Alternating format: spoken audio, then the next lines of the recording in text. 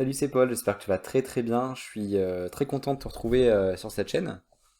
Aujourd'hui, dans cette vidéo, j'avais envie de te présenter comment à l'avenir, si tu arrives à être financé par une société telle que par exemple MyForexFund, FTMO ou même SearchTrader par exemple, comment tu peux utiliser les gains que tu vas générer avec, ce que tu peux faire avec, en tout cas le plan que je vais suivre pour ma part pour gérer ces bénéfices-là. Je vais tout expliquer dans cette vidéo.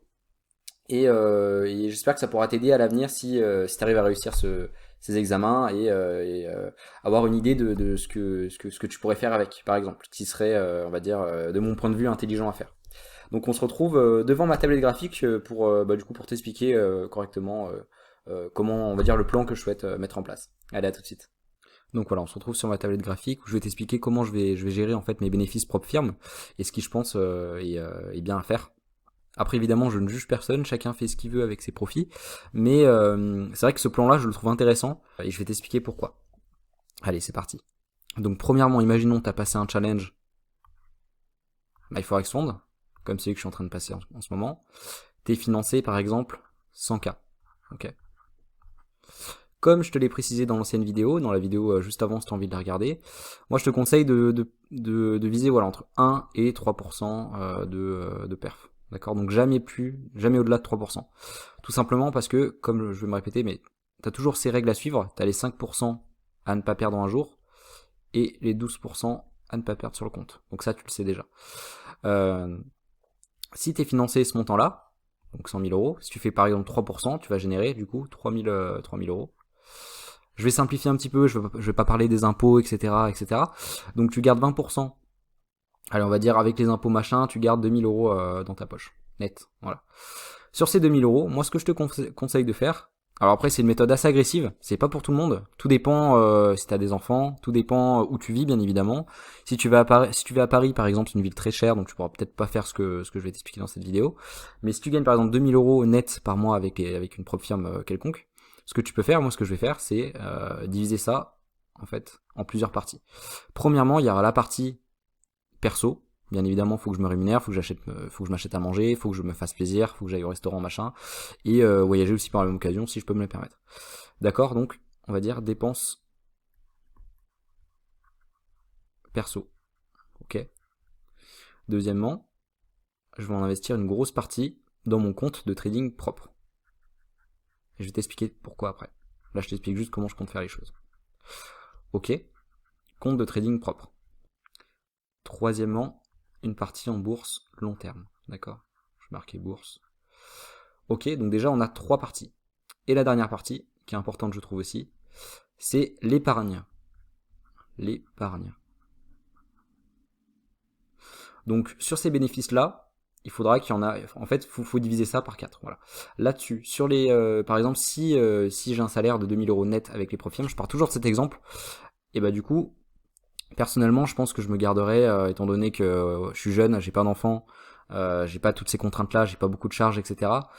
Je me verserai, je pense, aux alentours de 600 à peut-être 700 euros. Voilà, à peu près, je pense.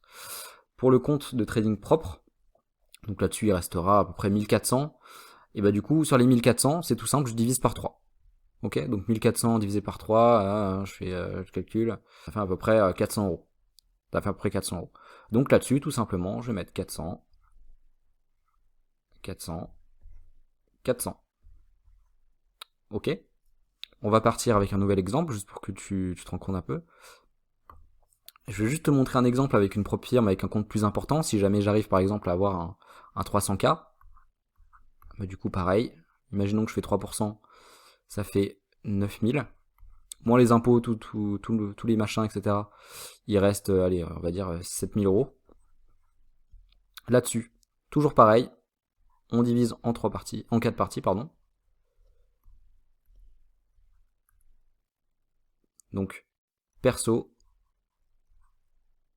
trading compte propre, bourse long terme et épargne. Là-dessus, si je gagne ce salaire-là par la suite, si j'arrive à avoir un compte plus important, je me le souhaite. En perso, je pense que je me verse 1000. Donc tu vois, quand même un petit pourcentage de ce montant-là. Hein. Tu vois, j'ai ça, je me verse que ça. On compte, et bah du coup, voilà, 6000 divisé par 3, bah ça fait 2000, 2000 et 2000. Voilà. Donc certes, c'est très agressif, et c'est pour mon cas à moi. Attention, je dis pas que moi, le plan est parfait, etc. Mais pour mon cas, je suis étudiant, je suis jeune, je veux mettre des sous de côté, je veux épargner pour mon avenir, je veux me créer un patrimoine.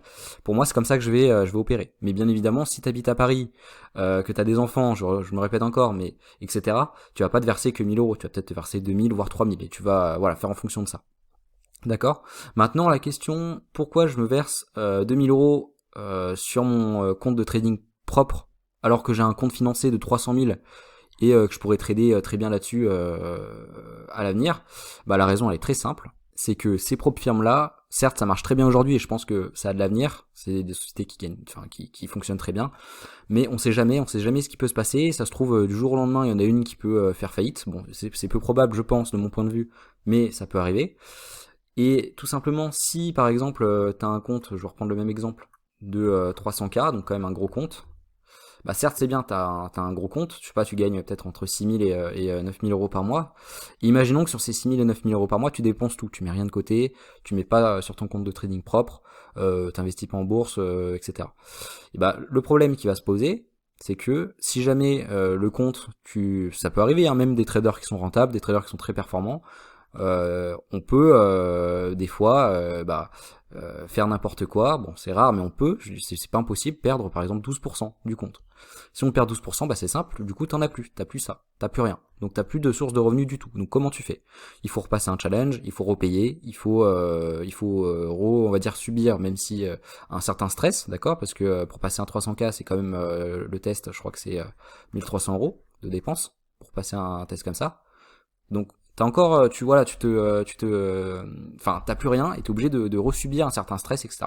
Alors que si tu sais que sur les profits que tu fais avec ce 300K, t'en mets une grosse partie quand même de côté en épargne, dans tout ce que je t'ai expliqué, bah tu sais que si jamais ça, t'en as plus, bah t'as toujours ton compte personnel, d'accord, t'as toujours ton compte perso qui sera bien garni au fil du temps, tout ce que je t'ai expliqué, ton épargne, etc., une épargne de sûreté, qui va te permettre d'être beaucoup plus serein, d'accord.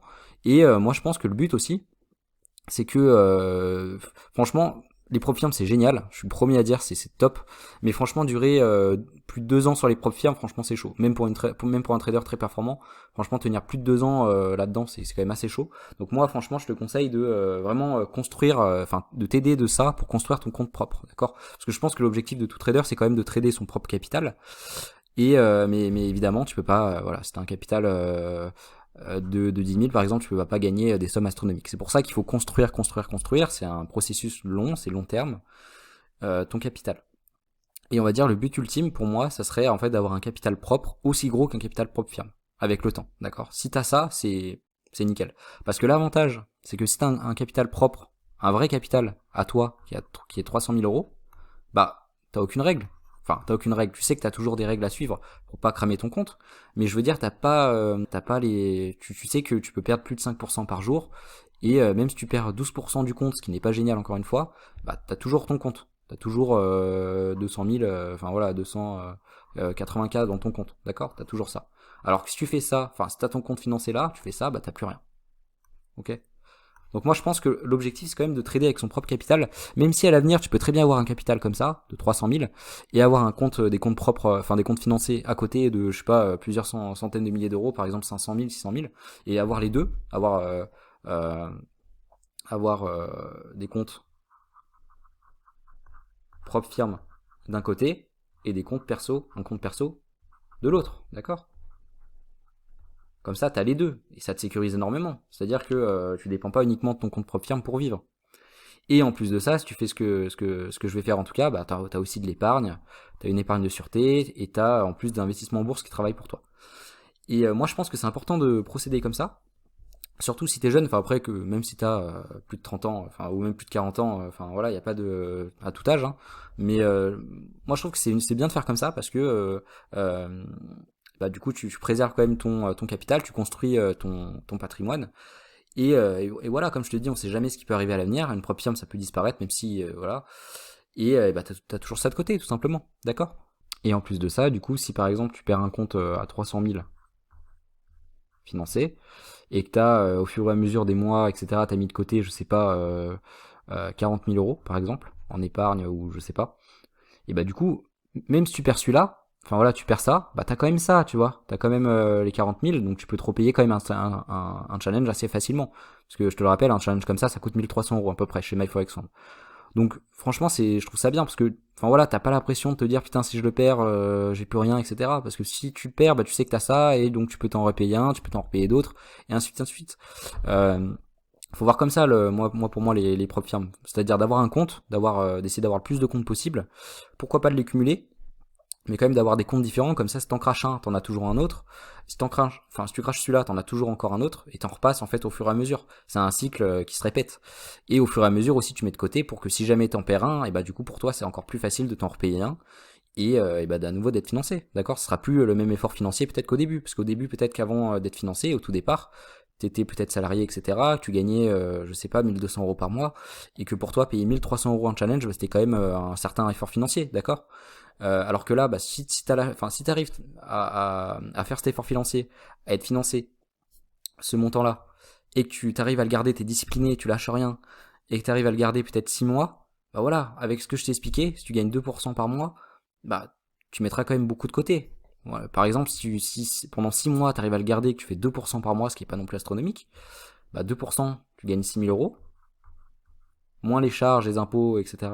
Allez, il te reste 4 000 € net, avec tout ça. Là-dessus, bah voilà, tu te gardes 1000 en perso, et tu mets 1000 sur les autres comptes. Et du coup, sur 6 mois, bah voilà, ça te fait quoi ça? Ça te fait en épargne, bah t'as 6 000 € de côté. En bourse, t'as 6 000 €. Et sur ton compte perso, t'as 6 000. Ok. Donc, t'as quand même 18 000 € de côté. Donc si à l'avenir, après 6 mois de propre firme, tu craches celui-là, pour je ne sais quelle raison, ce qui peut arriver, bah voilà, t'as toujours 18 000 € de côté, tu peux t'en repayer un facilement. D'accord. Plus facilement qu'au début. Parce qu'au début, je le rappelle, t'avais pas ça de côté. T'étais salarié ou je sais pas, t'étais étudiant par exemple. Et pour toi, c'était voilà, t'avais pas ça de côté, donc c'était beaucoup plus dur de faire cet effort financier.